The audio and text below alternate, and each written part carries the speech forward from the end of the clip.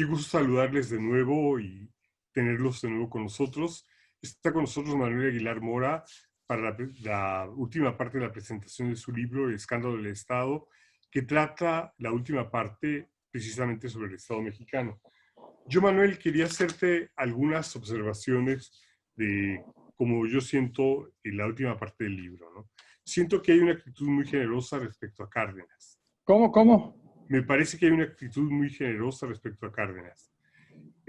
Por ejemplo, la CTM, los agentes de Cárdenas en la CTM eran Lombardo Toledano y los Cinco Lobitos, los cuales anteriormente estaban en la CROM y salieron para crear una nueva central y acercarse a Cárdenas en el conflicto de Cárdenas con Calles y Morones. Y creo que en tu libro cae casi todo el peso de la deformación burocrática de la CTM, del charrismo sindical, por un error del Partido Comunista Mexicano, lo cual es cierto, digo, así es. Pero por otro lado está la presión de Cárdenas a Stalin para crear la central y que Stalin es cuando decide enviar a Brauder a negociar para que le entreguen la central a Cárdenas y es cuando es expulsado precisamente Campa, Laborde y Blas Manrique del partido, ¿no? La otra cosa, el transformador del PNR a PRM y la creación del bloque de las cuatro clases y la constitución prácticamente del PRI como un partido que corporativizaba a los trabajadores dentro de la CTM, dentro de la Central Campesina de los Campesinos, y bueno, en la clase popular estaban desde la burguesía, el ejército, etcétera, ¿no? Creo yo que esto en gran medida es producto precisamente de la política cardenista que logró consolidar el control de las masas por parte del Estado mexicano y que creo que, digo, sin quitar los loas que muy merecidamente tiene Cárdenas respecto a que retomara, por ejemplo, la lucha sindical de los petroleros por la nacionalización, el que tuviera la acogida a Trotsky en México y un respeto profundo hacia Trotsky. Digo que estas cosas obviamente me parecen muy positivas. Creo yo que también hay que ver en Cárdenas el consolidador en gran medida del partido que logró controlar a las masas en México por el resto del tiempo. O sea, es las observaciones que tengo respecto del libro. Manuel, ahora tú. Muy, muy acertadas, Jorge. O sea, el hecho es que, en efecto, debido a diferentes razones, me limité ante todo exclusivamente a explicar el aspecto, digamos, directamente vinculado a la posición de Cárdenas como presidente de la República. Y aunque por supuesto sí hablé en el texto bastante sobre la situación del movimiento de los trabajadores, insisto mucho en que Lombardo Toledano fue un claro eslabón, un vínculo con la burocracia soviética. Hablo inclusive de que estuvo en Moscú y que allí en Moscú fue donde se ligó directamente a la burocracia soviética y a principios de los 30 se convirtió en un agente político de la burocracia soviética, aunque el tipo era sumamente oportunista y nunca fue parte del Partido Comunista. Siempre se consideró superior y mucho más importante que todo el Partido Comunista, porque él consideraba que su relación con la burocracia soviética era directa con él como dirigente sindical. Y eso se vio claramente en 37, cuando obliga inclusive a la burocracia soviética a través de Brauder, como tú lo dijiste claramente, que era el encargado del Partido Comunista, era el secretario del Partido Comunista de Estados Unidos y que prácticamente era el encargado de pues, dirigir, controlar a Cominter, a la Tercera Internacional en el hemisferio occidental, ¿no? En todo América, ¿no? Exactamente. Y le obligó a Browder, no obligó, sino que con mucho gusto Browder vino aquí a México. Tenían que subordinarse a Lombardo Toledano, ¿no? Claro. Todavía no fue expulsado Laborde ni expulsado Campa en ese momento. Ellos fueron expulsados hasta el 40, cuando se pusieron cuando no aceptan a participar en el asesinato de Trotsky. Exacto. Ahí fue cuando ellos fueron expulsados allí, cuando se opusieron a participar directamente en el asesinato de Trotsky. Y entonces ahí ya no fue Browder, ahí fueron ya otros miembros de la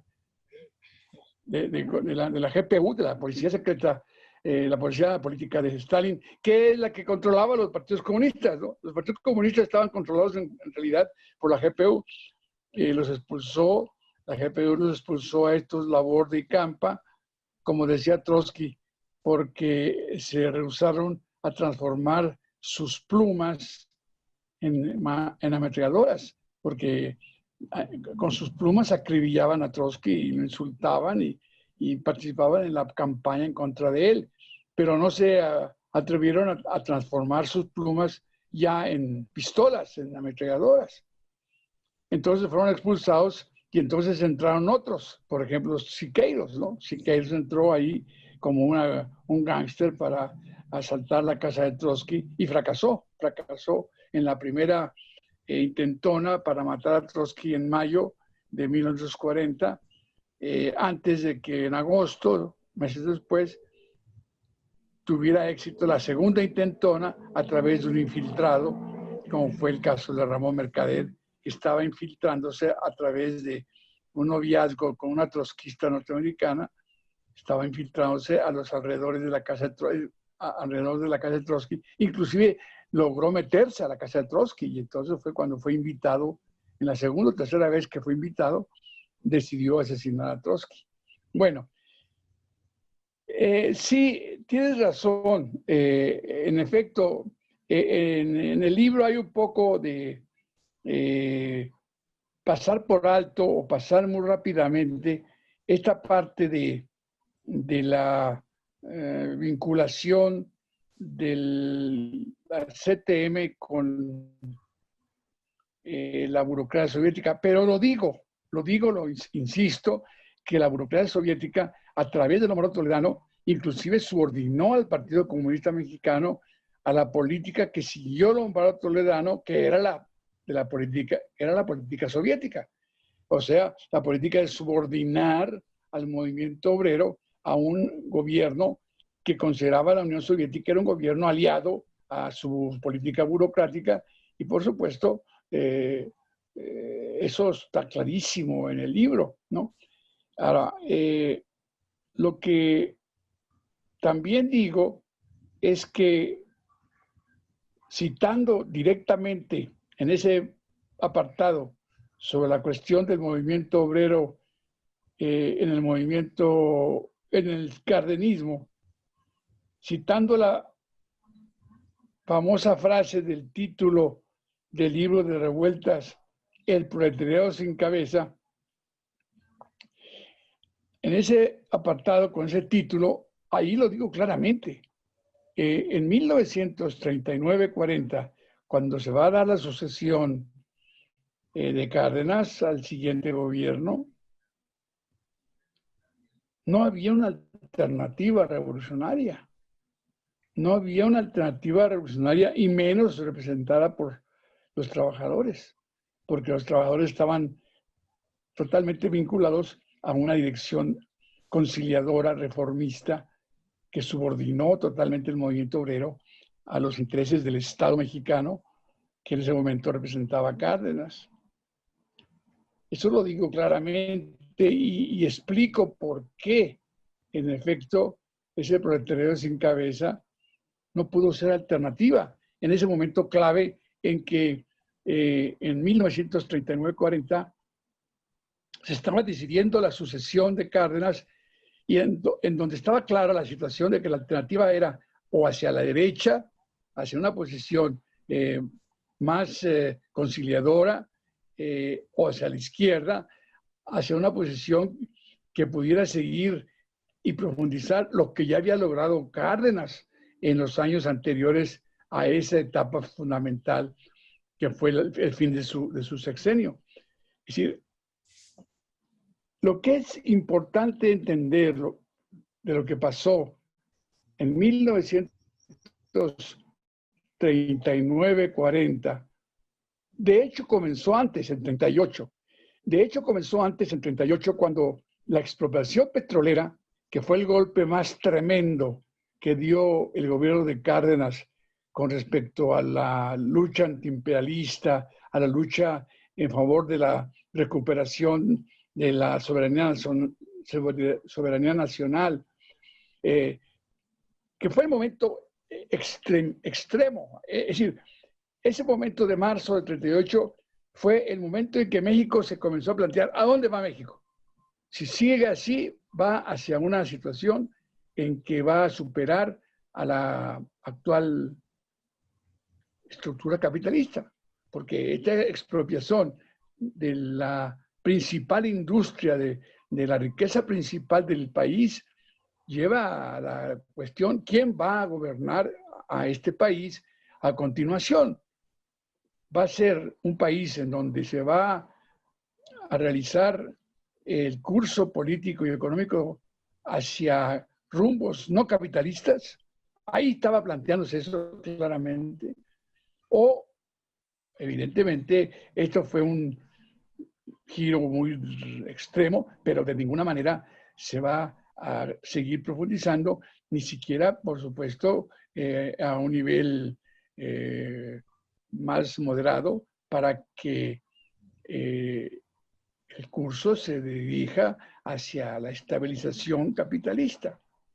Y por otro lado, respondía precisamente a la política keynesiana que se llevaba a cabo en Norteamérica, donde el Estado se convertía en un Estado benefactor y en gran impulsor de la economía, precisamente post-crisis de los 30, o sea, post la crisis del 29-30, el Estado se había convertido en un Estado benefactor y de hecho la expropiación petrolera mexicana, gran acierto de Cárdenas, definitivamente estoy de acuerdo, pero por otro lado sentaba las bases del Estado benefactor mexicano, interviniendo en la economía, pero permitiendo precisamente por esa intervención en la economía el desarrollo capitalista mexicano. Exactamente, Jorge, exactamente. Es muy correcto lo que planteas. Y eso fue lo que pues, se impuso. Ahora, lo que en mi libro está esbozado, pero debido a muchas razones, pues este libro está escrito hace 20 años, hace más de 20 años. Está escrito en 1997, 98, ¿no?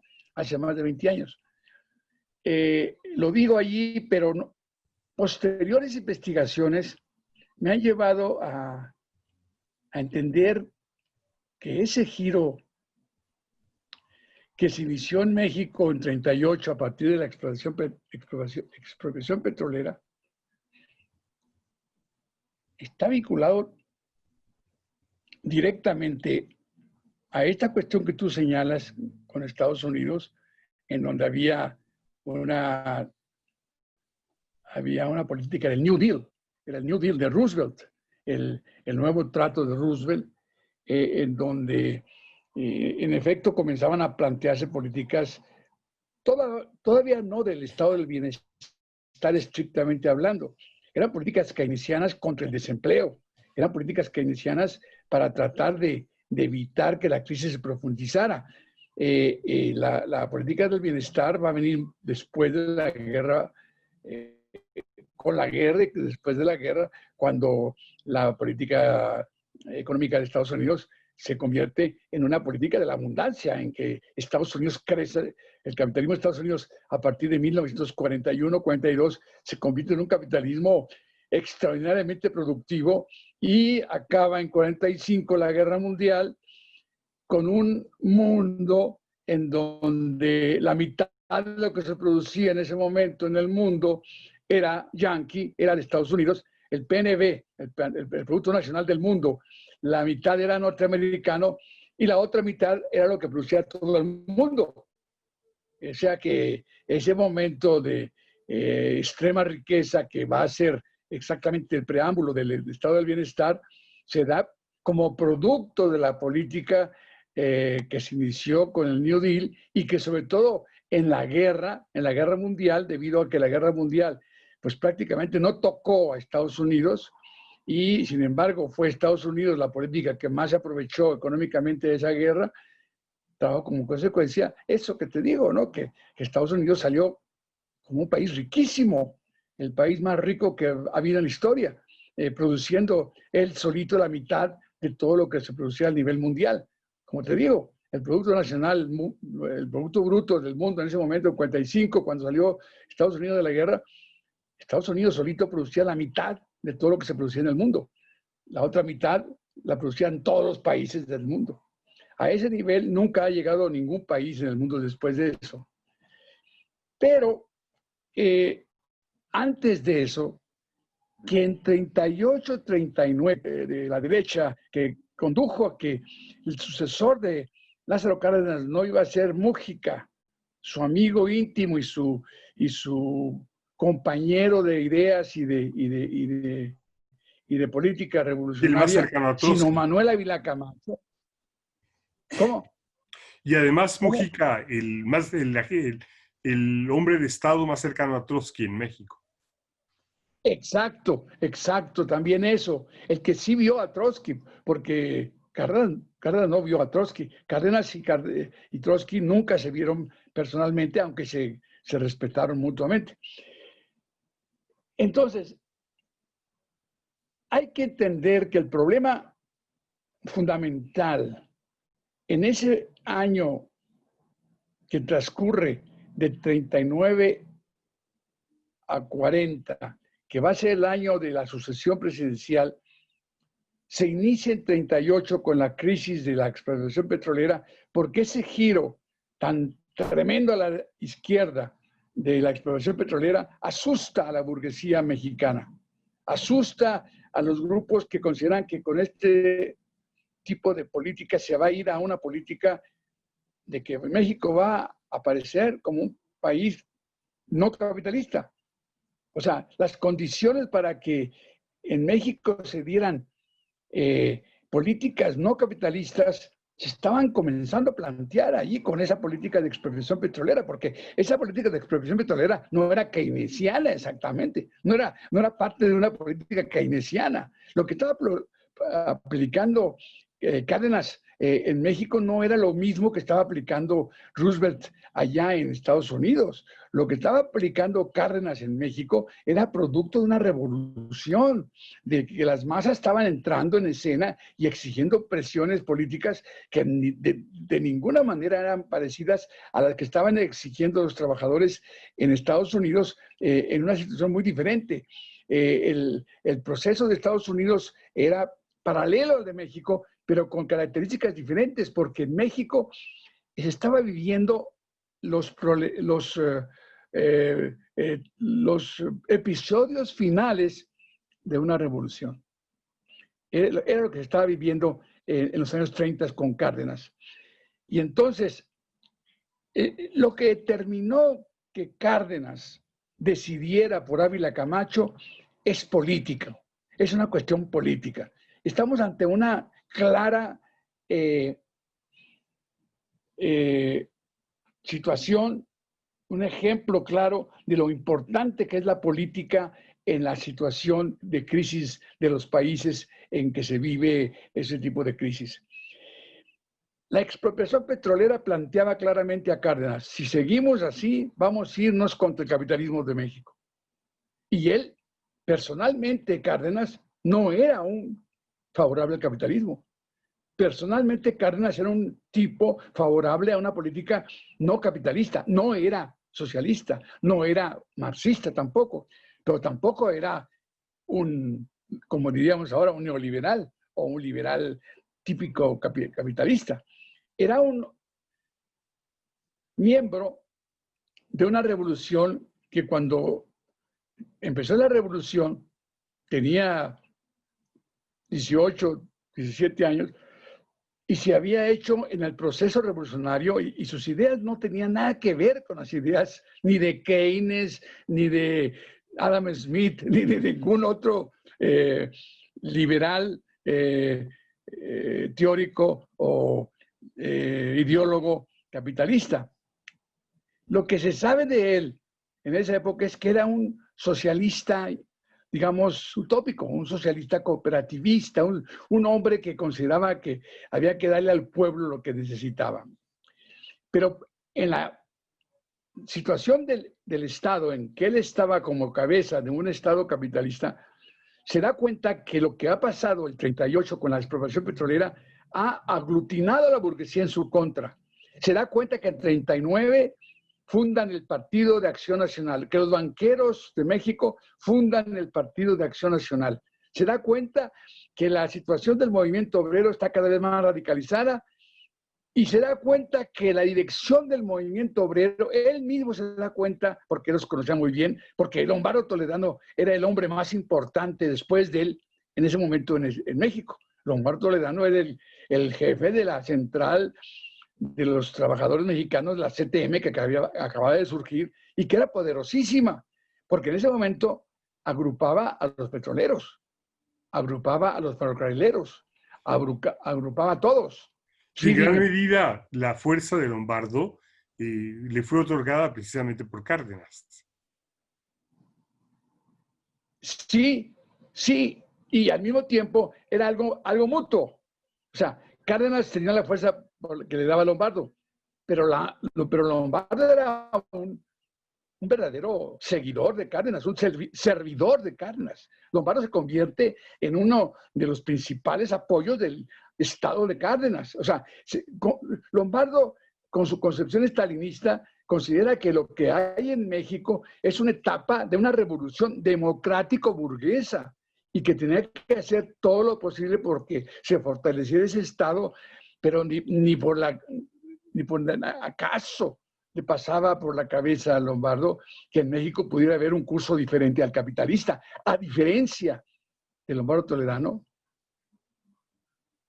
Lázaro Cárdenas sí pensaba que era posible un curso no capitalista. Y a diferencia de Lázaro Cárdenas, Lombardo Toledano tenía una concepción estalinista de que la revolución en México en ese momento era democrático-burguesa, que no podía ser socialista, que era una política totalmente favorable a una democratización burguesa, la que había en México. Y todo va a ser, en ese momento histórico en que vive México, va a favorecer a Lombardo. Todo va a ir favoreciendo a que la política contrarrevolucionaria, moderada, completamente procapitalista, que quería y que consideraba que era posible, únicamente posible, Lombardo, todo va a confluir para que esta política a partir de 38 hacia la derecha se haga cada vez más en favor de una solución, de una alternativa de derecha, una alternativa que va a encarnar en la elección de Manuel Ávila Camacho. Porque en 39, cuando se está decidiendo quién va a elegir Cárdenas, porque en última instancia era una elección de Cárdenas, no había democracia, no había caucus, no había partidos, eran grupos políticos dentro de un partido en el poder, que era el PRM, el que después fue PRI. Cuando se va a decidir la sucesión en 39, ocurren acontecimientos que van a inclinar la balanza totalmente en favor de una alternativa favorable a lo que Lombardo quería, a lo que los stalinistas peleaban, una evolución hacia un capitalismo en México. Al principio de 39 es derrotada la República Española, gana Franco. A principios de 39 gana Franco. Es absolutamente derrotada la Revolución Española, a la que había apostado Cárdenas, uno de los países que más había apoyado a la Revolución Española era Cárdenas. Además, a diferencia de la Unión Soviética, que había sido también otro país que había apoyado a la República, pero con Stalin a la cabeza, y Stalin había hecho una política totalmente favorable a que no se triunfara en España con una revolución socialista. La política de stalinismo en España había sido favorable totalmente a que se quedara en una política democrático-burguesa y que España no saltara a una política de instaurar en España un nuevo Estado obrero como la Unión Soviética. Al contrario. Lo deja muy claro Padura, ¿no? En su libro. ¿Cómo? Que Padura lo deja muy claro en su libro. Exacto, Jorge, exacto. Exacto, Stalin estaba tratando de cortejar a los franceses, a Inglaterra, para que vieran que ellos podían confiar en Stalin, porque Stalin en ese momento estaba buscando la alianza con Francia y con Inglaterra. Y digamos, mártir, la víctima de esta política fue el pueblo español. El pueblo español, con la política de la República, pues le abrió las puertas a Franco. Y esa derrota fue tremenda, tremenda. Y la sintieron en Moscú. ¿Y qué pasó en Moscú? Inmediatamente cambió Stalin. Cambió de curso Stalin. ¿Qué pasó? En agosto hace el pacto con Hitler. Y en septiembre estalla la Segunda Guerra Mundial. 39 es año clave para entender por qué México no pudo evolucionar hacia la izquierda cuando Cárdenas estaba decidiendo sobre la sucesión de su gobierno. En 39 es electo como candidato del PRI, del PRM, que va a ser el PRI, no Mújica, no un dirigente a la izquierda de Cárdenas, o con el curso que Cárdenas había dado a su gobierno, sino va a ser elegido un general conservador, un general que claramente no tenía ningún interés en cuestiones políticas de vanguardia, de izquierda, revolucionarias. Va a ser elegido Manuel Ávila Camacho, que había sido subordinado de Cárdenas durante varias etapas de su vida y que era su secretario de Defensa. Porque precisamente en 39 empieza la peor contrarrevolución que el mundo ha conocido hasta ahora, que es la Segunda Guerra Mundial. Las guerras mundiales son las contrarrevoluciones más tremendas. En el caso de esta contrarrevolución, inclusive empezó con la terrible realidad de que las dos naciones que iniciaron la guerra mundial habían sido, por un lado, Alemania, que junto con la Unión Soviética de Stalin, Alemania de Hitler y la Unión Soviética de Stalin, se reparten Polonia en septiembre de 1939. La parte occidental la ocupa Hitler con sus ejércitos y la parte oriental la ocupa Stalin con sus ejércitos. Y la guerra mundial estalla en septiembre bajo los auspicios de los nazis en Alemania y los stalinistas en la Unión Soviética. Ese era el mundo en donde la sucesión presidencial se va a dar en México y era muy difícil, era casi imposible, para no hablar de lo que estaba pasando en Estados Unidos y en Inglaterra, que estaban en contra de México porque les había robado el petróleo. Entonces, la presión que había sobre el gobierno de Inglaterra era tremenda y rompieron relaciones. Inglaterra rompe relaciones con México. Y Roosevelt es casi obligado a romper relaciones. Lo que pasa es que Roosevelt fue mucho más inteligente porque Roosevelt se dio cuenta que lo de México era una cosa muy grave y aunque evidentemente va a presionar al gobierno de Cárdenas, no va a romper relaciones y no va a aceptar las demandas de los petroleros yanquis que exigían que fuera más duro contra Cárdenas Roosevelt, ¿no? Pero evidentemente en 39-40 la situación para Cárdenas no era para nada favorable con los países aliados de Inglaterra, Francia y Estados Unidos. Entonces, la decisión que se dio en 39-40 en México fue una decisión que tuvo lugar debido a cuestiones internas, pero la situación internacional fue absolutamente definitiva para que esa decisión del giro a la derecha que va a tener el país con motivo de la sucesión presidencial de Cárdenas en el siguiente gobierno, ya ahí se estaba planteando que México iba a convertirse en un subordinado de Estados Unidos en ese momento. Y le toca la difícil tarea a Cárdenas y la amarga tarea a Cárdenas de ser el que tuvo que realizar ese giro.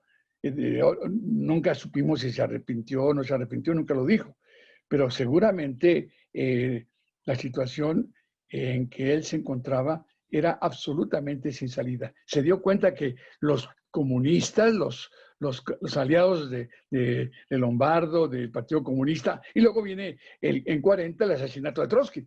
Eso fue muy importante. El asesinato de Trotsky fue muy importante.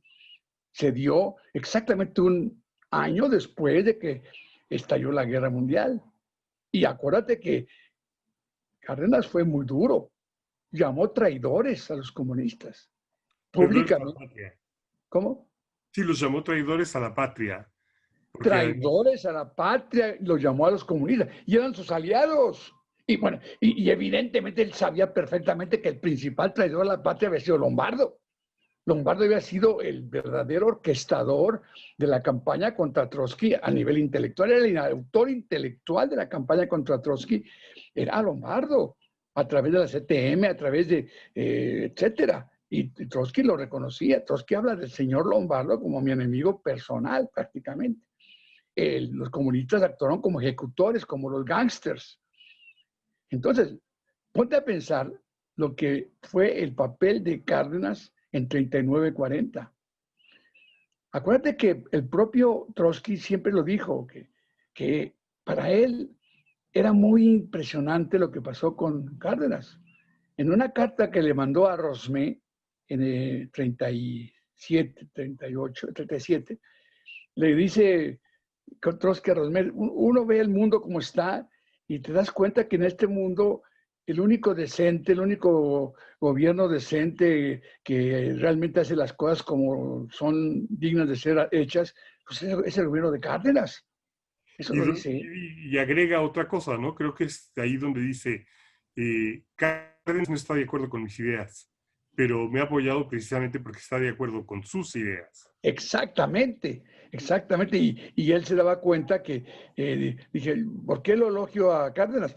Y decía, Cárdenas no es comunista, pero su política es mucho más revolucionaria que la de Stalin, que es comunista y que su política es reaccionaria. Eso lo decía también, ¿no?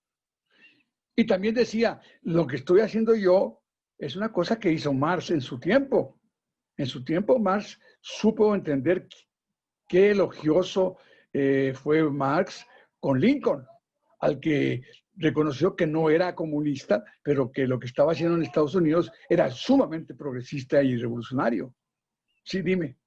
Manuel, te quedan bueno, nos quedan 3 minutos, 4 minutos. Entonces, quisiera que llegaras a una conclusión en estos 2 minutos o 3 minutos para ya despedirnos. Como dije, llega a Cedillo. De hecho, el texto llega a Cedillo, no llega a Fox, porque precisamente en el prólogo yo hago un comentario sobre que es muy difícil que gane Fox, pero ganó, ¿no? Entonces, como dije en la primera o la segunda, no me acuerdo, yo quisiera que este libro se volviera a editar y con una introducción también, como te dije, ya sea una introducción nueva, escrita por mí, ojalá la pudiera escribir yo, pero si no la puedo escribir yo, que la escribe alguien más. Pero es necesario que este libro se publique de nuevo porque tiene las claves para entender en dónde estamos, a dónde hemos llegado en este momento en que hay una crisis política tan grave por la que estamos atravesando y que se va a hacer más profunda todavía en el futuro, ¿no? Porque evidentemente fracasó el PRIATO, pero también fracasó la fórmula que junto con el PAN trataron de poner en práctica el PRIAN de 2000 a 2018. Entonces también fracasó. El problema es a dónde va esta nueva fórmula que inauguró López Obrador. Es importantísimo, entonces, tener las claves para poder descifrar lo que va a pasar a continuación con esta nueva fórmula que ha inaugurado López Obrador. ¿Cuánto tiene de posibilidades de tener éxito? ¿Cuánto tiene de posibilidades de fracasar? ¿A dónde va? ¿Qué significa? ¿Cuánto es lo que el pasado lo determina? ¿O cuánto es lo que el futuro lo puede forjar, lo puede realizar en forma innovadora, en forma progresista? Todas estas preguntas son necesarias de que se contesten y están muy vinculadas a esa historia que fue la historia de México a partir de la Revolución Mexicana, que coincidieron en última instancia con ese tipo de gobierno que representó durante décadas el PRIATO. Manuel, te agradezco mucho. Qué bueno que pudimos presentar el libro. Hubiera querido tener más tiempo, pero desafortunadamente el tiempo del mes se nos acabó, del espacio que tenemos para el Círculo de Estudios. Yo te agradezco muchísimo y espero ayudarte para que se publique y que, de ser posible, que casi todo el mundo lo lea, porque yo coincido contigo que es importantísimo para entender no únicamente el carácter del Estado en general, sino del Estado mexicano en particular. Manuel, muchas gracias. Estimado público, muchas gracias. Espero que nos veamos pronto.